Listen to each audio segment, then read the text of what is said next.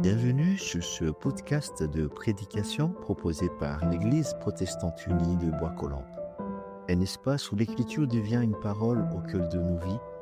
On vous souhaite une belle écoute.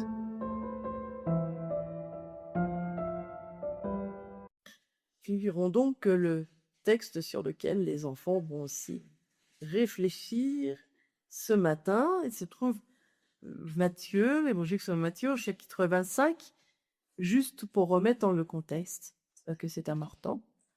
C'est une réponse de Jésus à une question des disciples qui lui demandaient quand viendra le temps de la résurrection et de la reconstruction du temple de la venue du Messie. Jésus est déplacé par les temples en disant vous savez quoi? Tout va être détruit, il n'en restera pas une seule pierre. Et puis 3 jours après, voilà. Les disciples disent quand? C'est quand ça que ce règne de Dieu là il arrive? Et voilà ce que Jésus répond. Le royaume de Dieu ressemblera à un homme qui, partant en voyage, appela ses serviteurs et leur confia ses biens. À l'un, il remit 5 talents, à un autre 2, à un autre un seul, à chacun selon ses capacités. Puis il partit. Aussitôt, celui qui avait reçu les 5 talents s'en alla les faire valoir et en gagna 5 autres. De même, celui des 2 talents en gagna 2 autres. Mais celui qui n'en avait reçu qu'un s'en alla creuser un trou dans la terre et y cacha l'argent de son maître. Longtemps après, arrive le maître de ses serviteurs et il règle ses comptes avec eux. Celui qui avait reçu les 5 talents s'avança et présenta 5 autres talents, en disant « Maître, tu avais confié 5 talents, voici 5 autres talents que j'ai gagnés. » Son maître lui dit « C'est bien, bon et fidèle serviteur. Tu as été fidèle en peu de choses, sur beaucoup, je n'établirai. Viens te réjouir avec ton maître. » Celui des 2 talents s'avança à son tour et dit « Maître, tu m'avais confié 2 talents. Voici 2 autres talents que j'ai gagnés. » Son maître lui dit « C'est bien, bon et fidèle serviteur.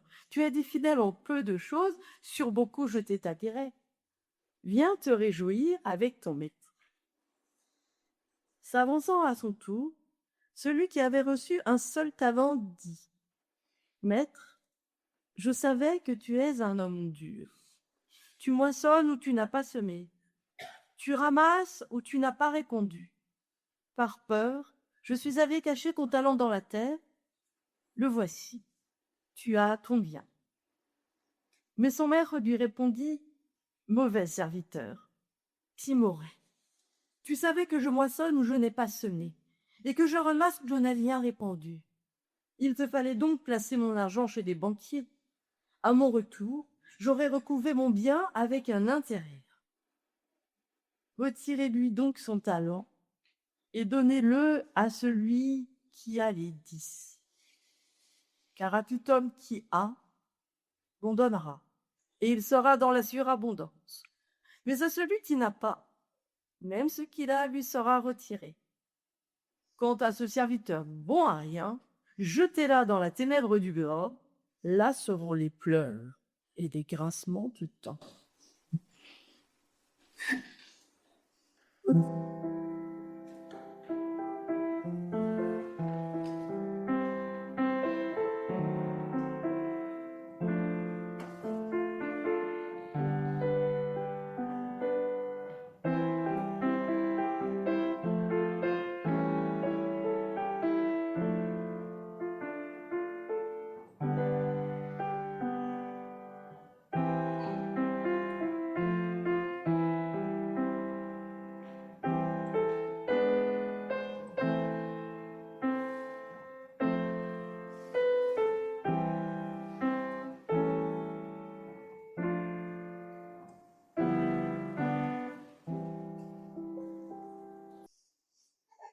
N'irons pas par 4 chemins.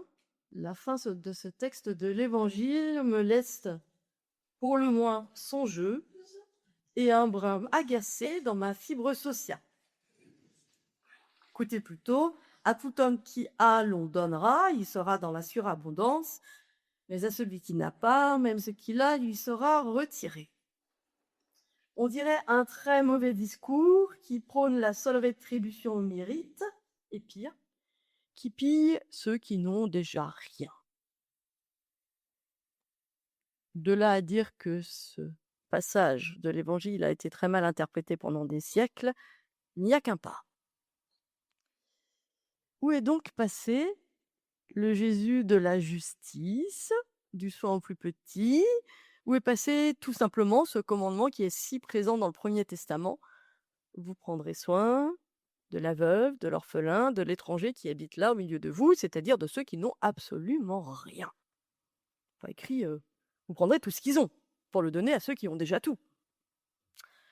Où est passé ce Jésus? Alors je crois que pour ne pas passer complètement à côté de ce texte et pas lui faire dire trop de bêtises, il faut remonter un tout petit peu et se rappeler donc que Jésus répond à ses disciples qui l'interrogent sur la chute du temple et sur la venue du Messie, sur le retour du Messie à la fin des temps. Et se rappeler aussi que ce texte-là, il a été écrit après la mort et la résurrection du Christ par des premiers chrétiens qui attendaient fermement le retour imminent de Christ.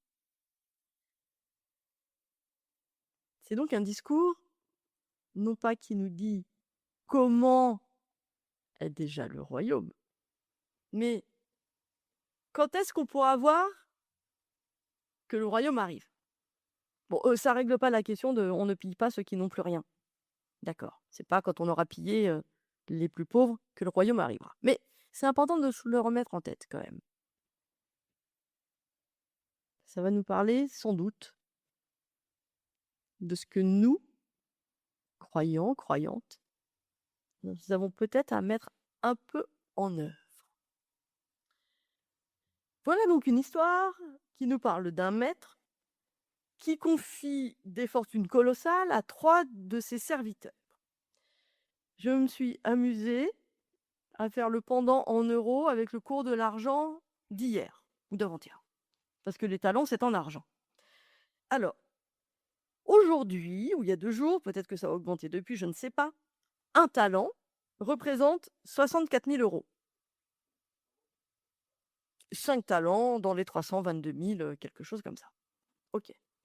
C'est déjà, assez colossal comme ça. Enfin, je sais pas, pour moi, c'est déjà un peu gros. Mais alors en plus, c'est qu'un talent, ça représente 20 ans de salaire d'un ouvrier agricole ou de solde d'un soldat. Un seul talent, 20 ans. OK. Donc ce que le maître va remettre, c'est gigantesque. Il fait confiance en donnant sa fortune à 3 serviteurs.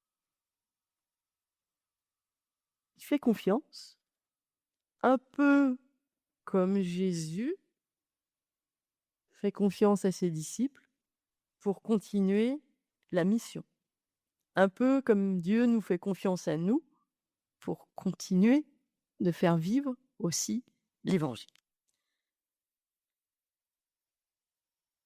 Mais alors, si je file la comparaison comme ça, je peux me dire, mais qu'est-ce que Dieu a bien pu nous donner dans la vie qui ait autant de valeur que 64 ou 322 000 € ou que, allez, pour les plus chanceux d'entre nous, 100 ans de salaire?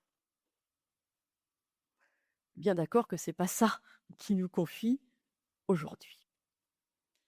Alors, un certain Luther et un certain Calvin auraient dit: «Ah si, si, nous on sait. On sait. Ce que Dieu nous a confié de si précieux, qui a autant de valeur, c'est la grâce. C'est la grâce». D'accord. Mais personnellement, ça veut dire quoi? Dans nos vies à nous? Qu'est-ce qui a un prix inestimable dans nos existences? Quelque chose dont on se dit: «Ça, pour rien au monde, je ne pourrais vivre sans, parce que ça a changé ma vie».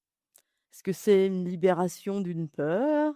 Est-ce que c'est la certitude d'être accueillis tels que nous sommes? Est-ce que c'est une résurrection dans nos vies parce qu'un jour on a été veuve, orphelin, étranger, sans rien?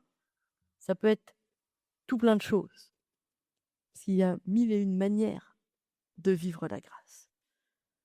Toujours est-il que c'est un don qui change le cours de nos vies, tout comme ces talents ont dû changer le cours de la vie des serviteurs. Et c'est un don qui est accompagné de sa force de transformation. C'est pas tout que Dieu nous donne quelque chose. C'est un don qui fait bouger des choses en nous. C'est un don qui nous emmène ailleurs, qui nous transforme. Et ça, Dieu nous demande de le partager à notre tour.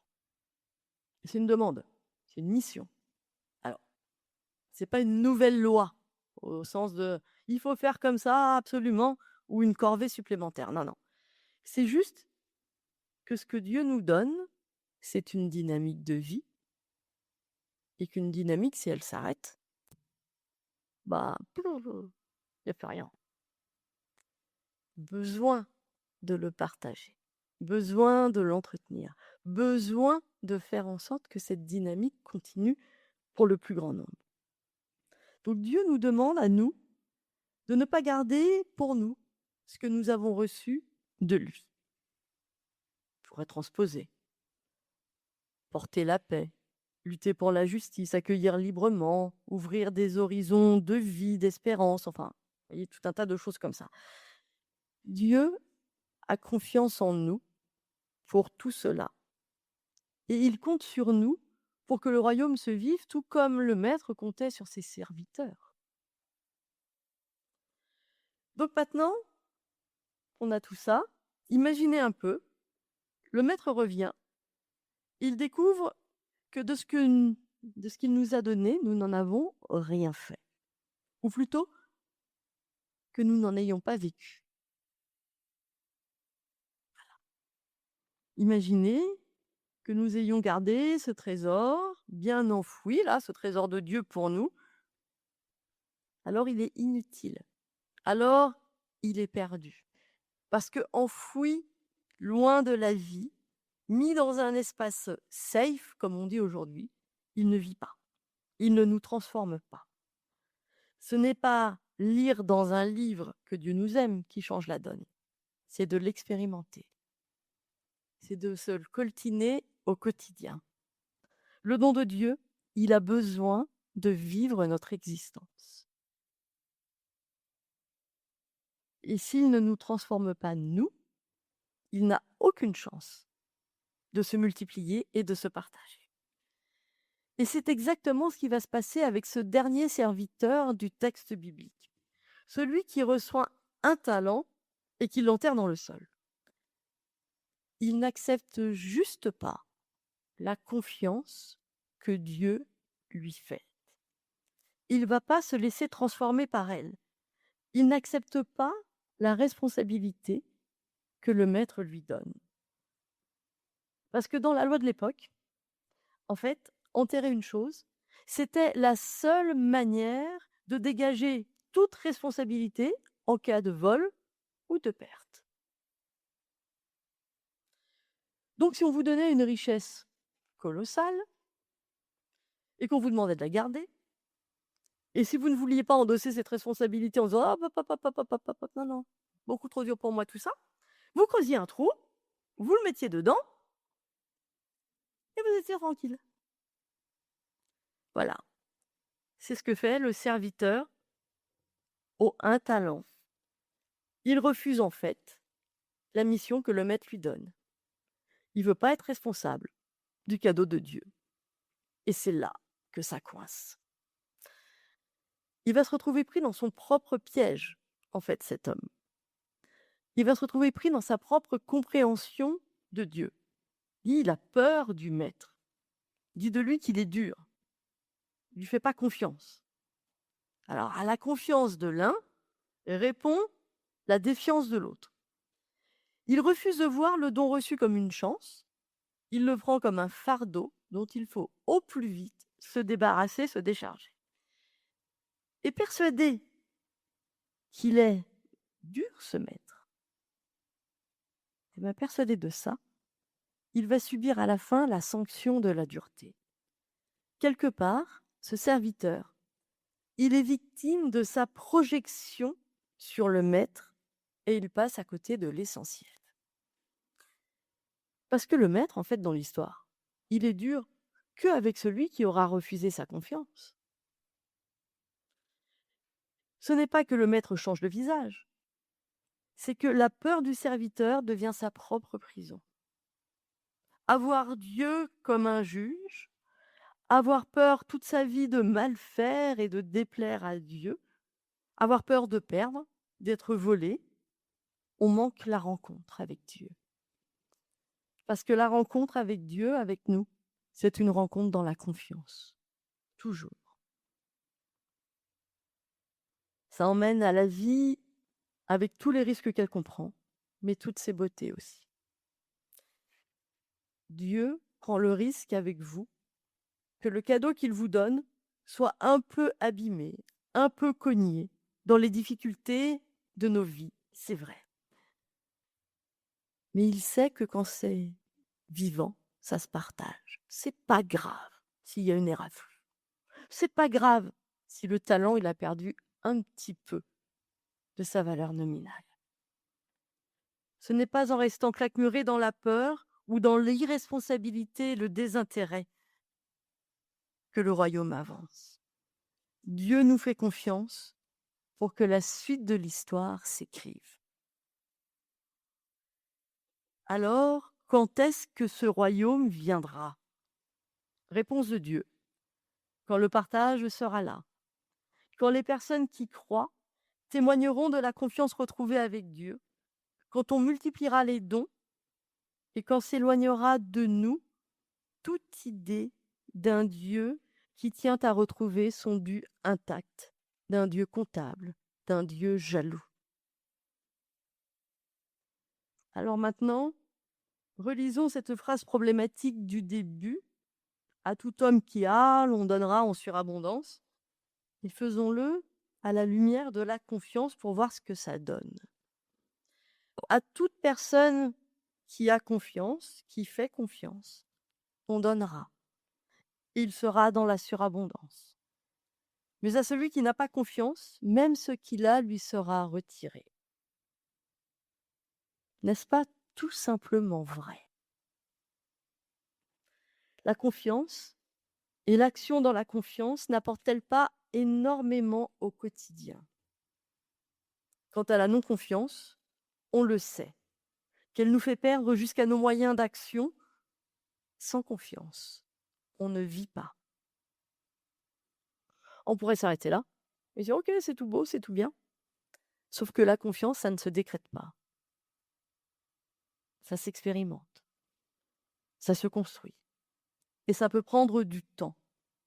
Parce que faire confiance, ça veut dire laisser un espace libre, accepter de ne pas tout contrôler, accepter de perdre parfois un petit peu de nos certitudes pour envisager les choses autrement, avec d'autres et avec Dieu. Alors je me dis que dans ce texte, il y a quand même quelque chose qui cloche. Ou il y a quand même des choses qui ne sont pas tout à fait accomplies. Le maître déjà. Il y a quelque chose qui n'a pas pris. Il y a un loupé. Il y a 2 serviteurs sur 3 qui ont compris et pas le dernier. Peut-être bien quand même que le maître s'y est pas si bien pris que ça. Faut que le dernier serviteur ait confiance en lui. Et puis aussi, les 2 autres serviteurs là, qui ont compris. Que ne lui ont-ils dit au 3e ce qu'il fallait faire avec son talent? Pourquoi est-ce qu'ils lui ont pas dit ce qu'il fallait faire avec ce qu'il avait reçu? Pourquoi est-ce qu'ils l'ont laissé comme ça, avec une sauvegarde stérile à l'identique? Je crois. Je crois que nous sommes, nous aussi, toujours un petit peu responsables de la confiance de nos frères et de nos sœurs, dans ce que nous disons de Dieu, dans ce que nous témoignons, dans ce que nous vivons avec elles et avec eux. Si un frère, si une sœur a peur de Dieu ou reste avec cette idée que Dieu, il est comptable de tout, c'est peut-être aussi parce que nous n'avons pas toujours nous-mêmes su témoigner de sa confiance. Il y a dans ce texte quelque chose d'inabouti, d'inaccompli.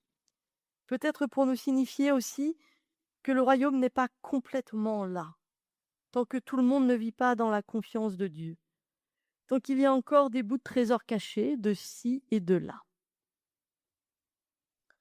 Et alors je me rappelle une autre histoire qu'on a vue il y a déjà quelques mois. Je me dis que, tiens, ces trésors cachés dans les champs, ils ne sont pas forcément perdus, parce qu'ils peuvent être trouvés par quelqu'un d'autre, par hasard. Un homme, une femme, qui au détour de la vie tombe sur une merveille délaissée et cachée, comme un trésor dans le champ. Et il est bien possible que l'ayant trouvé, cette personne laisse tout en plan pour aller acheter ce champ, pour recevoir la merveille de Dieu dans sa vie. Il est bien possible alors que le don de Dieu reprenne vie et se partage à nouveau. Parce que même si nous enfouissons parfois nos talents par peur, la fidélité de Dieu, elle ne change pas. Il ne renonce pas à nous. Même si nous passons à côté, lui ne passe pas à côté de nous sans s'arrêter. Sa fidélité ne dépend pas de notre réussite, mais elle vient rouvrir en nous la possibilité de vivre. Elle offre un espace de liberté. Le Maître cherche toujours ses serviteurs, non pour récupérer son argent, mais nous dit le texte, pour les inviter à la fête.